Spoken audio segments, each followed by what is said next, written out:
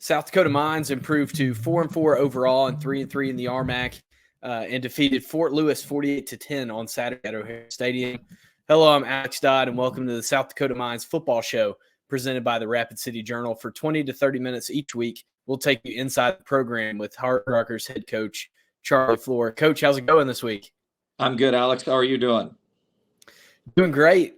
You've got to feel good that your team went out and took care of business this weekend and held your end of what you wanted to do against Fort Lewis.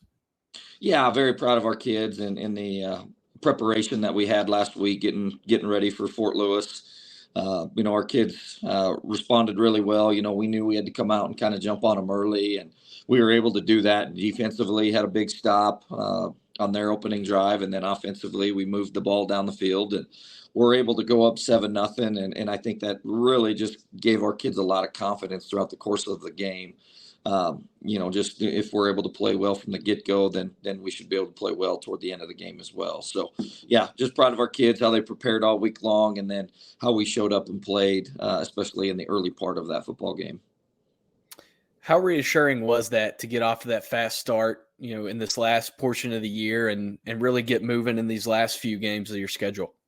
It was huge. There was a lot of things we knew after the Colorado Mines game that we had to fix, and that was really one of our big messages or messaging from our staff is we have to fix us. There was still quite a few mistakes in the Colorado Mines game that we had to get fixed. And we spent a lot of time working on some different situations last week to make sure our kids were on par with those. And, proud of how they responded to some of those situations. And, a few of them actually came up in this previous game. So, our kids responded and handled those things well. So from my standpoint, it was good to see that the things we did in practice last week, we were able to take from practice to the game field and then come away with a win. How big is this for you guys just to build some momentum here in this last stretch of the season? Obviously, you have a lot of goals still left on the table. And things you want to accomplish in terms of the way that you guys have been building this program. So how big is it just to capitalize on momentum here this weekend?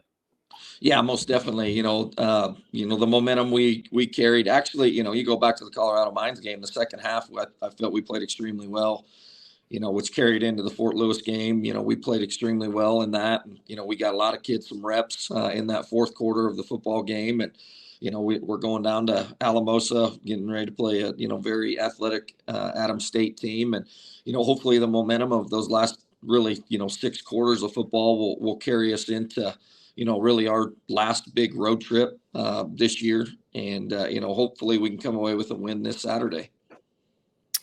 I feel like we talk about Ben Noland every week now for you guys, but another great week for him. He gets RMAC Offensive Player of the Week honors. 9 catches, 123 yards, 3 touchdowns, had a 59-yard punt return, threw a 44-yard pass, really a jack of all trades for you guys on offense this past weekend. What did you see from him in that game and the way that he's just continued to progress and be a major player for you guys this year? Yeah, I think what a lot of people were able to see this weekend was just his overall versatility. He's a football mind. He's a football junkie. Does really well in the classroom as well. Great kid. But, he just brings a little extra dimension to the return side of things. And, obviously we're able to, display that he can still throw a football down. Every kid in America can, even an O-lineman says, yeah, I can make that pass. But, the percentages of them completing it are minimal. But, yeah, Ben had that big play for us, throwing the football. And, he's a phenomenal kid, does a great job, shows up every single day. But yeah, he's just given an extra dimension to what we've been able to do offensively and really kind of force us to be more creative. Jaden got off to a great start too for you guys before you allowed some other guys to get some experience. 16-21, 227, and 4 touchdowns. How good is it just to see him getting a rhythm here in the second half of the season? It seems like earlier in the year maybe had some struggles with some turnovers and trying to get himself in a groove. But it seems like he's really started to turn the corner the second half of the year and get back to being the player that everybody knew he could be. Yeah, and I think you go back and look at even us making him successful. Sometimes I think, us as coaches are, oh, he can do this, he can do that. And sometimes we force things on him. And, our responsibility as coaches is to make sure, a quarterback like that, or, really anybody is comfortable with what you're doing, getting some nice, easy throws that he's comfortable with during the course of the game. Obviously, when a kid's more comfortable early in the game, it's going to make him more comfortable later on in the game. So, that's something I looked at within what we were doing, and we talked offensively and just let's get him some comfortable throws and what he likes, and he made some of those great throws during the course of the football game, and led us down to a really good first half of offensive football. How much did it help, too, for you guys offensively to establish the line of scrimmage? You had 209 yards rushing, which has got to make any football coach in the country feel good when you're able to do that. But it came from a lot of different sources, too. Jalen Fry, 77, Jake Martinelli, when he came in the second half, had 53 yards, Dawson Dunbar with 40, Westbrook Sanchez III had 23. How good was it to see that run game pick up and for it to come from a lot of different people? Yeah, really proud of our offensive line. The week before against Colorado Mines, we didn't run the football as effectively as we needed to, and we really, challenged those guys. They challenged themselves that we've got to be able to run the football, and we were able to do that against Fort Lewis defense. So proud of our offensive line. They really challenged themselves, got better last week, which was great to see. We got back to the basics and really, kind of pushed the envelope that way. And we feel we've got one of the deepest backfields within the conference, and whatever back we put back there is going to get us positive yardage. They have an understanding of what we're doing within the run game, and we were able to be effective within the run game against Fort Lewis.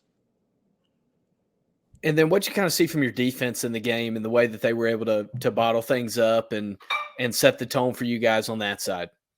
They were able to make them one-dimensional. I think anytime you can go into a football game and make the opposing offense one-dimensional, we did a great job of stopping the run. I think they rushed the ball 27 times for 36 yards, which is, I think 1.3 yard average.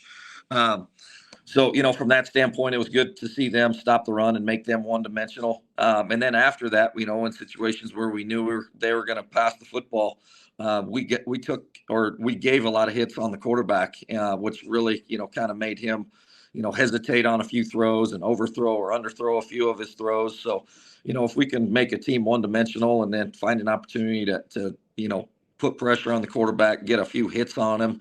We gave up 2 explosive plays, one for a touchdown in their only touchdown. But, I felt our defense was solid, from the kickoff until the end of the game. How do you feel like those guys came in the second half and performed? Some guys that maybe haven't had as many reps for you guys this year, Jake Martinelli being one of them.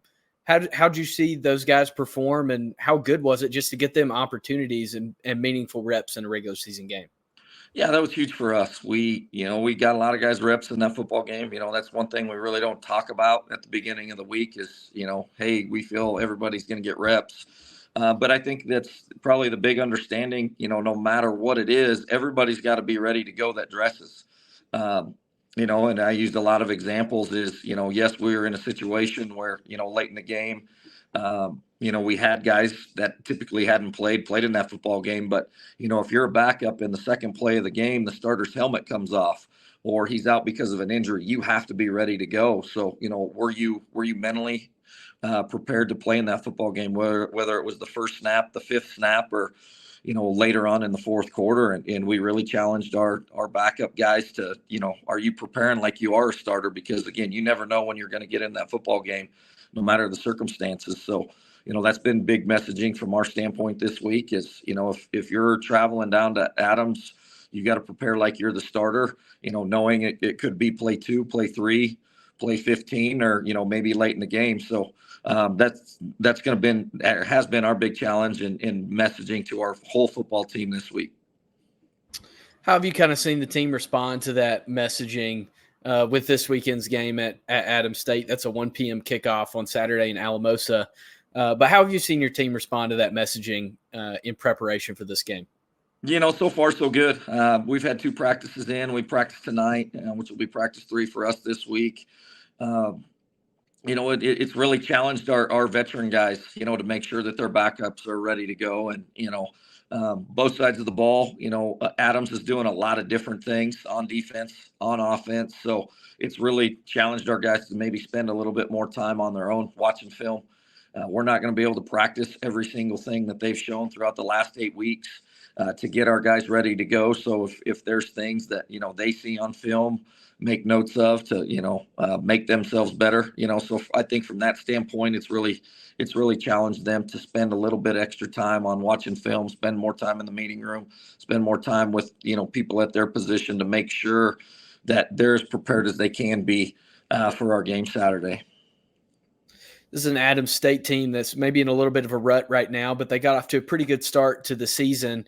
What have you kind of seen from them on film, and what are some areas that you guys look at and say, hey, we really need to watch out for these things that the Grizzlies can do? Yeah, I think offensively for what Adams does, when we try to get our defense ready for is, they may not be as big at the receiving core as they've been traditionally in the past, but their guys are really shifty. They run really good routes. Their running back runs extremely hard, up front. They're a little bit younger and inexperienced type group, but they're giving their quarterback some time to throw the football, and he's been able to run. So again, we've got to be able to make sure, we keep the quarterback contained, stop the running game. They're gonna get their pass plays like a lot of other teams do, and we've just got to keep those to a minimum. And then defensively, Adams is doing a really good job of showing a lot of different fronts, moving a lot of different guys, stemming some fronts. Their back end is very opportunistic. And when they have an opportunity to go get a turnover, they've done a really good job of doing that. So, our kids are going to have to be locked in, ready to go for a full 60-minute football game. I think it's their Hall of Fame day down there. So we know they're going to have a really good crowd. And we've got to be focused on us, take care of us, knowing that, Adams is going to give us a lot of different looks during the course of that game. How much have you guys kind of talked about as a team, the importance of finishing this year strong and what it can mean for the program historically, to have another winning season and potentially replicate the success you had last year? Is that something that you guys talk about, or do you guys just focus in week to week and not worry about things like that farther down the road? We don't talk a whole lot about it. We try and look at, game to game. The one thing, we've really tried to, emphasize this week is, we have 8 seniors. We're going to celebrate senior day, next weekend. But, for those seniors, this is really their last overnight trip. I feel, going back being a former athlete, and, you talk to a lot of athletes, road trips are always special. And, this is our last overnight trip as the 2023 football team. And we want to make it as memorable as we can, and, make sure that we're doing everything, that we can to make sure our kids are having a great experience. And obviously finishing it off with a win, down there at Alamosa. So, we still have a lot of things in place, like you had mentioned before. And, we've got to go down and we've played well on the road traditionally, and we've got to do that again this weekend. Well, Coach, what are kind of some keys to victory that you would look at this weekend? Some things that you look at as stressor points, or maybe metrics that would indicate that you guys are taking care of business in Alamosa? Very similar to last week. I feel we've got to start fast, in all 3 phases of the game. Is, if we can score right away in our first possession, get another defensive stop on our first possession, I feel that's going to be big for us. Eliminate their explosive plays. They're very explosive on offense. If we can keep the quarterback bottled up and, not allow him to, sit back there and pick us apart. Win the critical downs, get them off the field. For us offensively, we've got to try and stay on the field. And, I think our kids got to go play harder than their opponent. Adams State, they play extremely hard in all 3 phases. We got to go down there and match their energy and play extremely hard against their team. How important is it for you guys to take advantage of opportunities with turnovers? I know Adams State, they fumbled the ball 15 times and lost 5 of them, and they've also thrown 6 interceptions on the year. How important is it for you guys to take advantage of those opportunities and give yourself short fields? Yeah, that's going to be big if we can get a turnover. Now the offense is got to find a way to put points on the board, and that's one thing that's kind of been our Achilles heel. When we do get turnovers as a defense or special teams, how do we capitalize on those and create points?